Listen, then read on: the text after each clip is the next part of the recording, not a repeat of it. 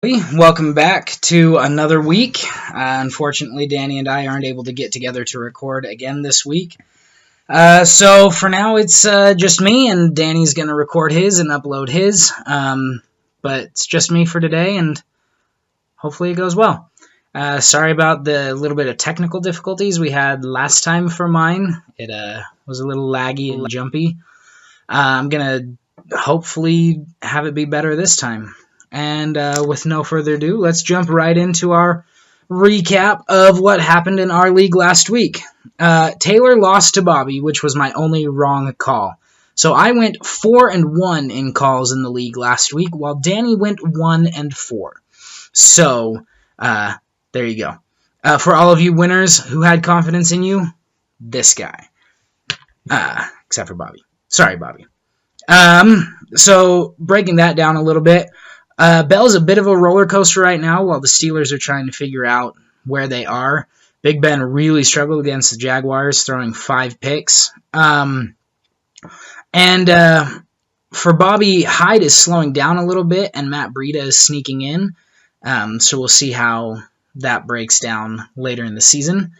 Gurley faced the Seahawks defense, which has finally figured out how to stop the run. And everyone struggled for Taylor except for Lynch, really. But I do expect a good bounce back for all of Taylor's players. Bischoff won just as I expected. He still has a very scary team. Will Fuller is terrifying. He had just 2 catches. So the points that he got was done on 2 catches.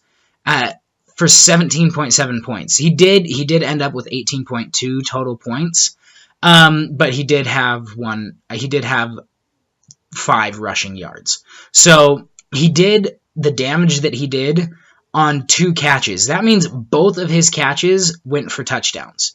In this game, he scored on 100% of his catches for long balls. So very scary threat there. And finally, Des Bryant had a good game for Bischoff. Kyle was plagued with picking the wrong Dalvin Cook replacement, and through 4 weeks of play, I'm going to call Jay Ajayi as a bust this year. He's just done nothing, and he's had plenty of opportunities to prove it. Andrew won, as I predicted, which slides Christian to 0-5 on the year. Sorry for that, buddy. And it now has to be said that Alex Smith is an elite QB. Who would have thought that? It's like last year when everyone realized, hey, Matt Ryan is an elite quarterback. Alex Smith is averaging 24.5 points a game. Gordon and Fournette did fantastic for Andrew. They were just absolute freaks, so well done drafting there, Andrew, and for stealing Fournette from me a couple of picks before I was about to take him. Christian, on the other hand, did grab the correct Dalvin Cook replacement. He picked up Jerick McKinnon. He just didn't play him. And other than T.Y. Hilton, no one really looked great for Christian. Brad must be absolutely in love with garbage time right now, because that's where he won, was garbage time.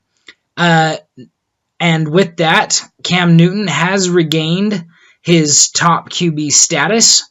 Unfortunately for Brad, OBJ broke his ankle and is now out for the rest of the season.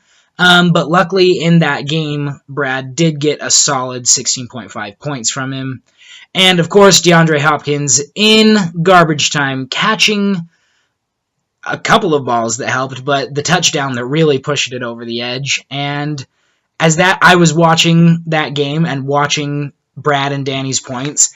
Like every play, the lead was changing from Brad to Danny, Brad to Danny. Then garbage time, I'm watching it. I'm like, there's 15 seconds left. There's no way Brad's going to win this. Crazy catch for Hopkins. And even though the Texans lost, that catch did push Brad into a win. So congratulations there. For Danny, I have to say, I'm super impressed with Devontae Adams. Able to recover from that hit that he took last week when you watch the hit, people are scared that he was going to have a broken neck and have severe injuries. To come back and put up 18.6 points, that is fantastic. And Kareem Hunt for Danny, as solid as ever. The only time he has not passed 100 rushing yards was in week 2 against the Eagles, but in that one he did rush for 81 yards and 2 touchdowns. So Kareem Hunt is pretty much as solid as they come at running back so far this season. Joe Mixon finally had a great game, and it's official. The Jaguars' defense is for real, not a fluke. Terrifying. And that brings us down into me against James, and I, of course, won. Ezekiel Elliott gave me another great game, but the real story for me was Antonio Brown and A.J. Green just having absolutely phenomenal games. Interestingly, my quarterback, Tyrod Taylor, was my second lowest scorer with 8.9 points, and Gore was my lowest at 8.6. And yes, that includes my kickers and my defense. For James, Powell failed to capitalize against the Browns, although he was a little bit injured. On the other side of that game, though, Duke Johnson Jr. Was able to capitalize on a good game and did quite well for James. Other than him, though, the only real player of note was Deshaun Watson. And just as Watson scored the majority of his points in garbage time and still lost, the points he accrued for James was basically scored in the garbage time of our matchup, because going into that game, I was up on James by something like 60 or 70 points. So even the 35.5 that Watson got him was basically garbage time and didn't matter in the end because James still lost. And for James, I do think Jordy Nelson will have better games. I think he'll bounce back. I think this week will be hard against Minnesota, but I'll talk about that a little later.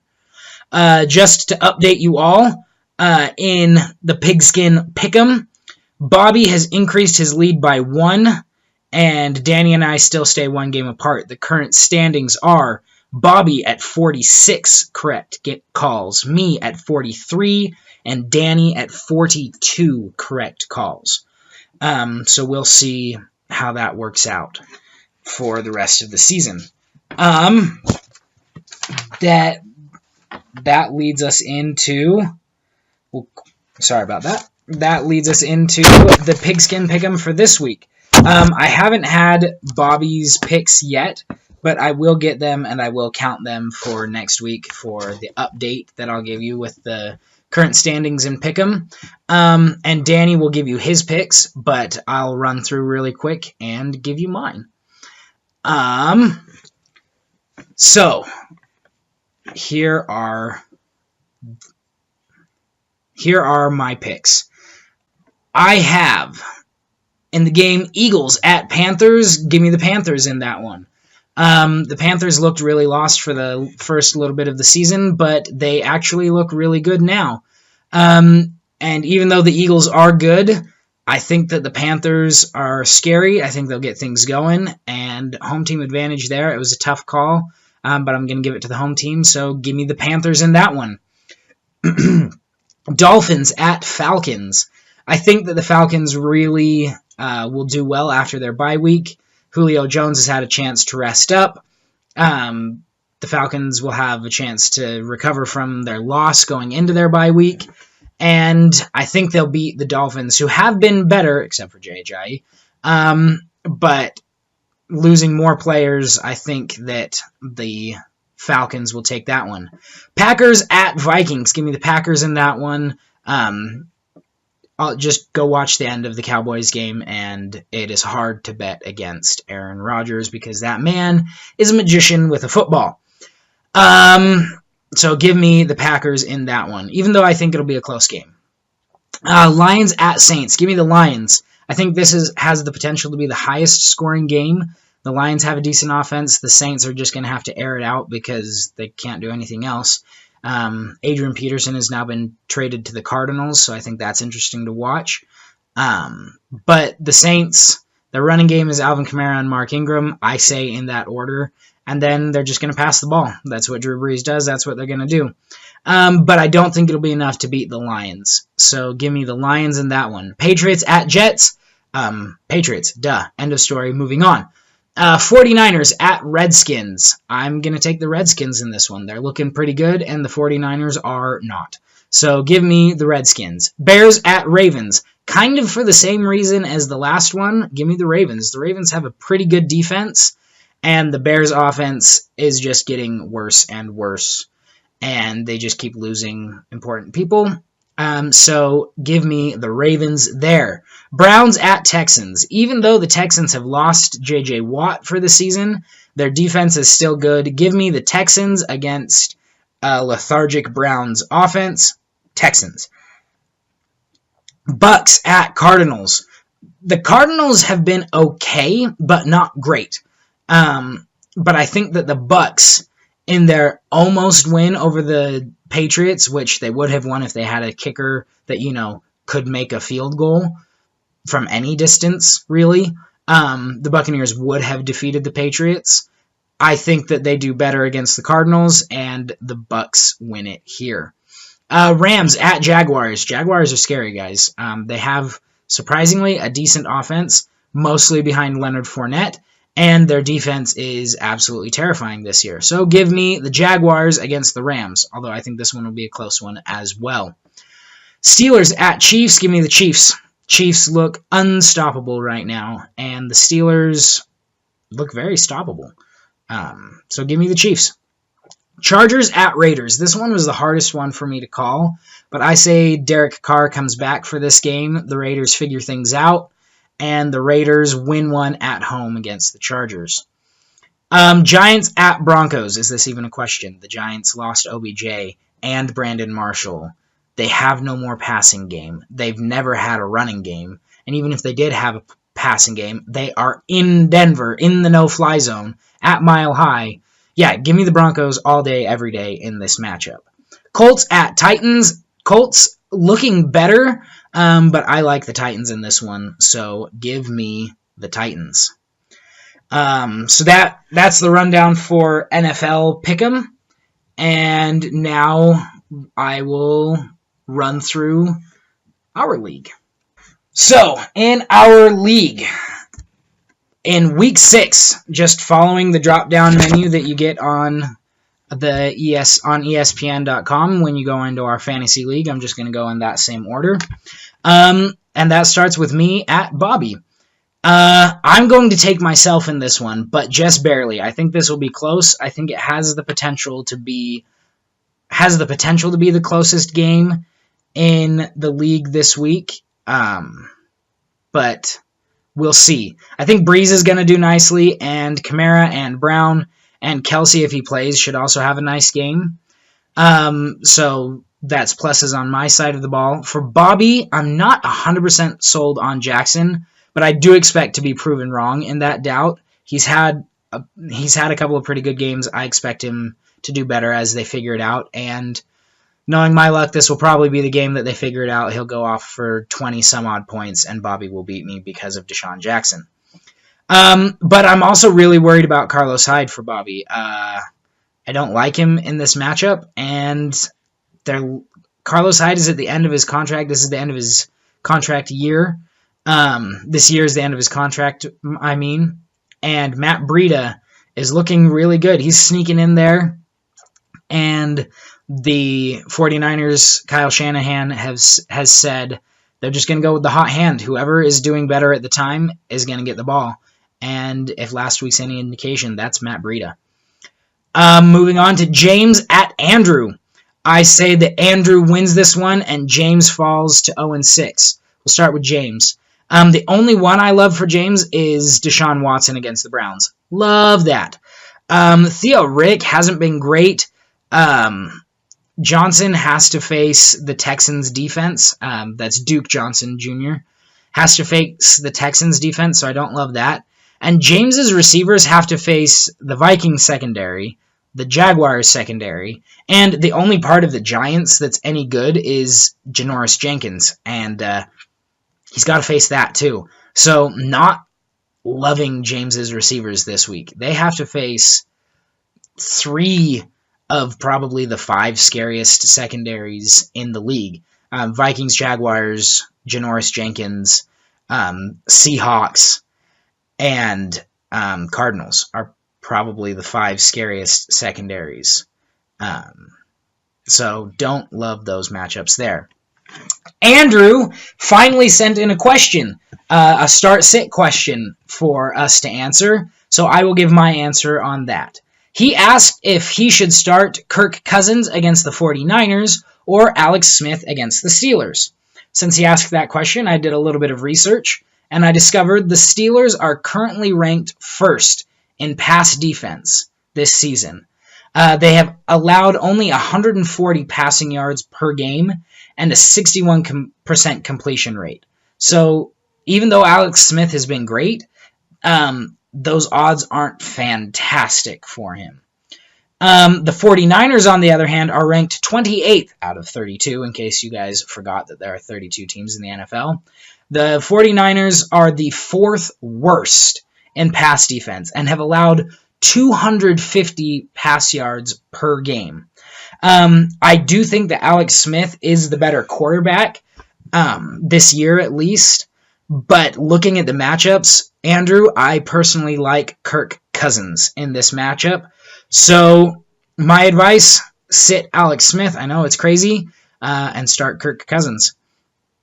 That being said, assuming he follows my advice, Andrew has Cousins against the 49ers. Melvin Gordon and Leonard Fournette should both have big games again. I don't love Mike Evans for Andrew because of a little guy named Patrick Peterson. Hogan should do nicely against the Jets, though, and I like the Giants' D against Big Ben. I like not the Giants' D, the Lions' D, but I'm not sure how much I love them against the Saints, because I think the Saints are just going to air it out like crazy. Taylor at Kyle. I'm going to take Taylor in this one. I think Kyle will continue to slip. I do like Jones coming off of a bye. I like Fitzy all the time. I also like the possibility of a good bounce back for Todd Gurley, not to mention Wentz, who's looking really good this year for Taylor. I do like Jameis Winston for Kyle, but it is always tricky to predict how a quarterback will do against the Cardinals secondary because of Patrick Peterson and the Honey Badger Tyrann Mathieu. Both of them really tough guys to play against. So I like Winston, but I don't love him. Murray doesn't look like the go-to guy in Minnesota. Latavius Murray doesn't look like the go-to guy, so I don't like that. And I have no more trust in J.J. Alshon Jeffrey has been really fluky, and I usually like the Vikings defense. Most weeks I will tell you that I love the Vikings D, but this week they do have to play the magician Aaron Rodgers, so don't love that. The only one I really love on Kyle's side of the ball is Kelvin Benjamin, who is facing a battered Eagles secondary, and the Panthers are looking much better than they have. Christian at Brad. I say that Brad doubles his win streak. He's currently at a win streak of 1. And Christian remains winless in this one. I do like for Brad. I like Cam. I like Miller. I like Hopkins. They all have favorable matchups. I love that. Murray has struggled a little bit, but if there's a turnaround game against anyone, it's going to be against the Colts. DeMarco Murray playing the Colts this week, and I say if he's going to get back to the level that he was last year, DeMarco Murray, I say it's this week against the Colts. And Jarvis Landry should do better now that the receiving core in Miami is thinned out even more than it was. So I say Landry does a little bit better, and I love the Ravens D against a pathetic Bears offense. For Christian, I worry a little bit about Matt Ryan. He's struggled a little bit this season, so not sure how I feel about him. And Jordan Howard has to face the aforementioned Ravens defense, so not loving that. Emmanuel Sanders just hasn't been that impressive this year, and has to face, like I said, the only part of the Giants that are good, the secondary, namely Janoris Jenkins. I actually do like T.Y. Hilton this week. I don't think he's fluke anymore. Like I said last week, he's proved that he's solid again. Jacoby Brissett has kind of figured out, maybe I should throw to the guy who's probably my best receiver, who is my best receiver. Maybe I should throw to him. So, like that. Jerick McKinnon looks like he's the new guy in Minnesota. His matchup against Green Bay should be interesting, and I think it could be big for McKinnon. But if the Vikings start having to play from behind, which I think they will, I think McKinnon will get some work in the early part of the game and then taper off towards the end. So I think he'll do solid, but not fantastic. And I like the Broncos defense against a bad Giants offense. That's just, they're at home. No fly zone. The Giants can't run. Yeah, this is not going to go well for the Giants, guys. I love the Broncos defense here, but I don't think that that's enough to push Christian over Brad. Brad takes this one.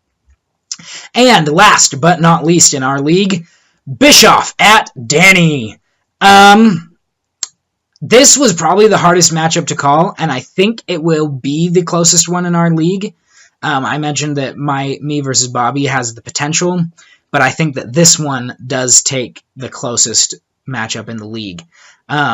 Just going through both sides of the matchup, it was hard for me to call this one, but I'm going to call Bischoff with Tom Brady really being the tiebreaker. Tom Brady against the Jets, especially if he has Gronk back to throw to.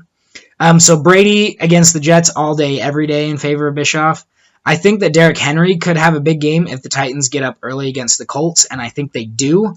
I think DeMarco Murray will run a lot. I think that then they'll rest him and play Derrick Henry. So I like that. I think Pierre Garçon will get volume because there's really no one else for the 49ers to go to. I love Will Fuller against the Browns. That should be great. I also think that Stephon Diggs has some good potential if he can recover from his injury. Because, like I said earlier, I think the Vikings will be playing from behind, so they're going to have to air it out. And Diggs and Thielen are the two biggest candidates to air it out too. Although Kyle Rudolph did look better this week, they've remembered to throw to him now.